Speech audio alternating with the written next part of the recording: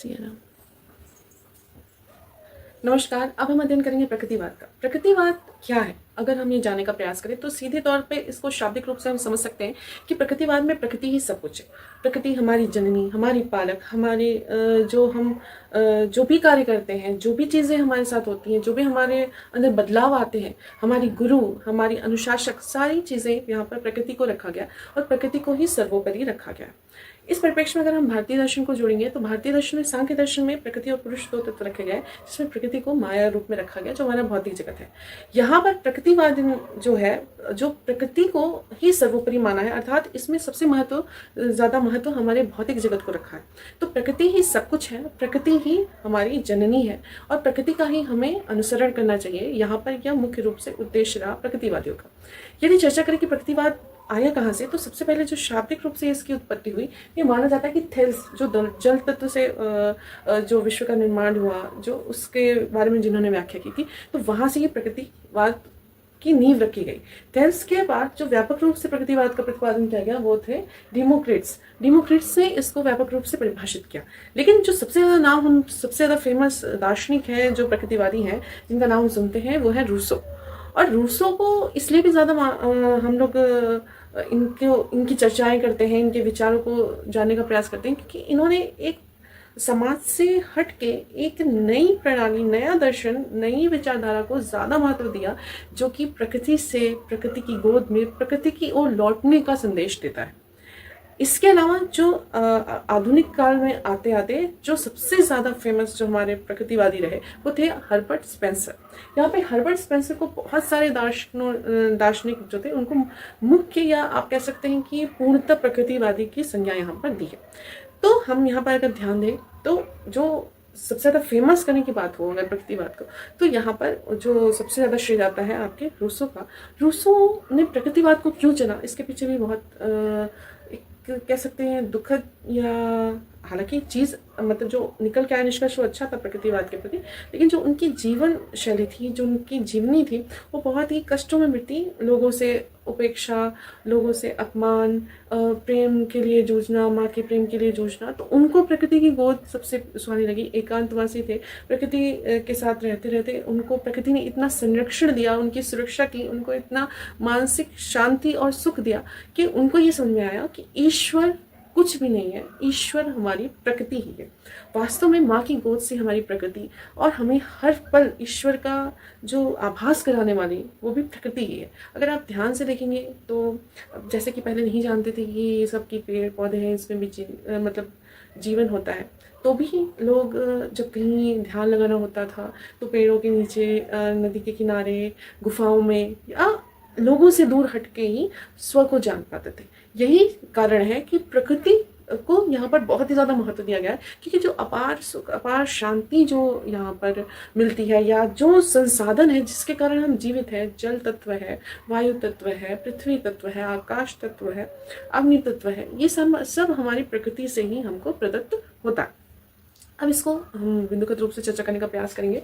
तो जो प्रकृतिवाद था, इसमें सबसे पहले अगर हम जानने का प्रयास करें तो इसके प्रकार कितने हैं, तो इसको 3 प्रकार से बांटा गया है कुछ दार्शनिकों के हिसाब से: पदार्थ विज्ञान, यंत्रवादी और जीव विज्ञान। ये विज्ञान से बहुत ज़्यादा नज़दीक रहा, अर्थात आप कह सकते हैं यथार्थवाद और प्रकृतिवाद में काफ़ी सिमिलरिटीज़ है। बस यथार्थवाद थोड़ा मतलब तथ्यात्मक है, हर चीज़ को मतलब जिसको प्रूफ कर सकते हैं वही चीज़ मानता है, और प्रकृतिवाद में इतना बाउंडेशन नहीं है, एकदम मतलब कह सकते हैं कि आप शिक्षा, जन्म से लेकर मृत्यु तक हमारी जो प्रकृति माँ है उसकी गोद में रहते हैं, और वही हमारा सर्वथा पालन पोषण करती हैं, और उन्हीं के प्रति हम कृतज्ञता व्यक्त करते हैं। इसके अलावा ना हम किसी सत्ता को मानते हैं, ना किसी विचार को मानते हैं, ना किसी वस्तु को मानते हैं।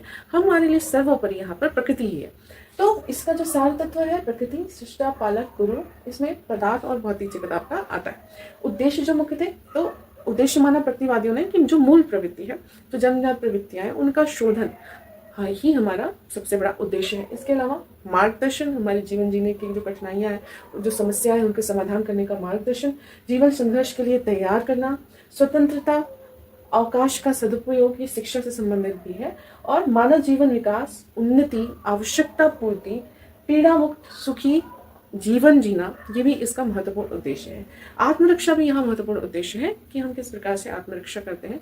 तो ये सारे उद्देश्यों को समेटे हुए प्रकृतिवादी जो शिक्षा है उसको यहाँ पर प्रकृतिवादियों ने यहाँ पर बहुत ही व्यापक रूप से इसका वर्णन किया है और इसको विचार को एक नया जीवंत रूप देने का प्रयास किया है। इसके अलावा अगर हम शिक्षा की ही बात करें तो जो बाल केंद्रित शिक्षा आई तो सबसे ज़्यादा उसके पीछे जो आप कह सकते हैं सबसे बड़ा हाथ जो था प्रकृतिवादियों का ही था।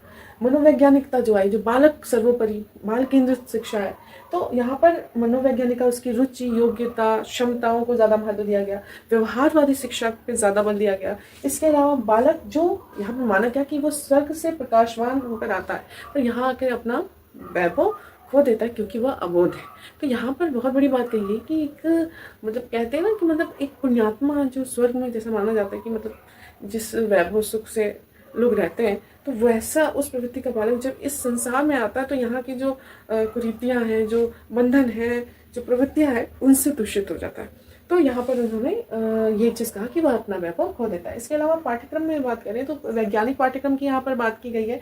साथ ही साथ अनुशासन जो है मुक्तात्मक और साथ ही साथ प्राकृतिक परिणाम, जो प्राकृतिक परिणाम जो अनुशासन रूप है ये रूसो ने दिया है और जो सुख दुख का सिद्धांत था अनुशासन का वो हर्बर्ट स्पेंसर ने दिया। ये आपको ध्यान रखने की आवश्यकता है। विधियां जो बताई यहाँ पर अनुभव के द्वारा, करके सीखना, आगमन निगमन, डाल्टन, ह्यूरिस्टिक, ये सारी विधियां यहाँ पर चर्चा की गई कि इनसे शिक्षा विधि ज़्यादा महत्वपूर्ण है। शिक्षक को यहाँ गौर रखा गया है और जितनी भी प्राकृतिक वस्तुएं, प्राकृतिक विषय, प्राकृतिक पाठ्यक्रम और बालक के अनुकूल जो है वही चीज़ हमको करनी है।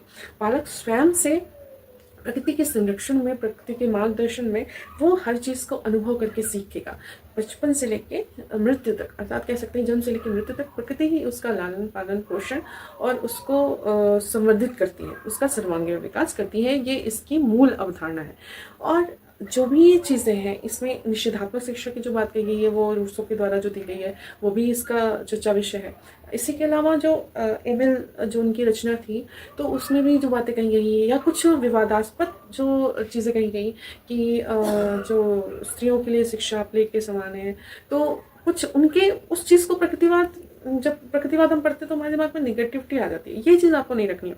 वो उनका पर्सनल एक्सपीरियंस था क्योंकि उन्होंने कहा अनुभव करके सीखना, तो जो उन्होंने अपने जीवन में सीखा, जो उपेक्षाएं, जो भी कष्ट, जो भी दुख, मानसिक प्रताड़ना, उन्होंने सब चीज़ के लिए खुद को बहुत अच्छा और पूरे समाज को जिम्मेदार बनाया। इसलिए वो समाज से एकदम कट गए। तो समाज से कटने की वजह से उनको जो जिस चीज़ में वो खुश थे, खुद को अच्छा बना के कि हाँ मेरे जितने भी दोष हैं उसका कारण मैं नहीं हूँ और सब है, तो उसके लिए उन्होंने सारी चीज़ें कही। उस चीज़ को प्रकृतिवाद में आपको नहीं जोड़ना है। वो पर्टिकुलर रूसो के अपने विचार, यहाँ पर प्रकृतिवाद एकदम प्योरली बहुत ही परफेक्ट दर्शन आप कह सकते हैं कुछ मायनों में, बच्चे के मायनों में। जैसे कि आप अभी छोड़ देते हैं, बच्चा खेलता रहता है, खेल करके सीखेगा, खुद से करके सीखेगा। आप उसको समस्या, ब्रेन स्टॉर्मिंग हो गया तो उसको दे दीजिए, वो अपने आप उसको सॉल्व करेगा। तो ये सारी चीज़ें बहुत ही अच्छी हैं इसकी। और नेचुरली ये जो हमारा वास्तविक घर है, जैसे कि हमारे पूर्वज जैसे रहते थे, तो उसमें शिक्षा का अभाव था, लेकिन हाँ वो जीवन जीते थे कुछ उस प्रकार से। इतनी बुद्धिमत्ता के साथ अगर जिया जाए तो हमारी प्राकृतिक जो वस्तुएं हैं उनका संरक्षण हम कर सकते हैं। हम अपनी कृतज्ञता अपनी प्रकृति माँ के प्रति व्यक्त कर सकते हैं और वास्तव में इस भाव को अगर समझे तो हम अपनी पृथ्वी को विनाश के मुख से जाने के से रोक सकते हैं। तो बहुत ही एक अच्छी विचारधारा का यह दर्शन है और इसको भी हमें बहुत ही व्यापक रूप से समझने की यहाँ पर आवश्यकता है। धन्यवाद।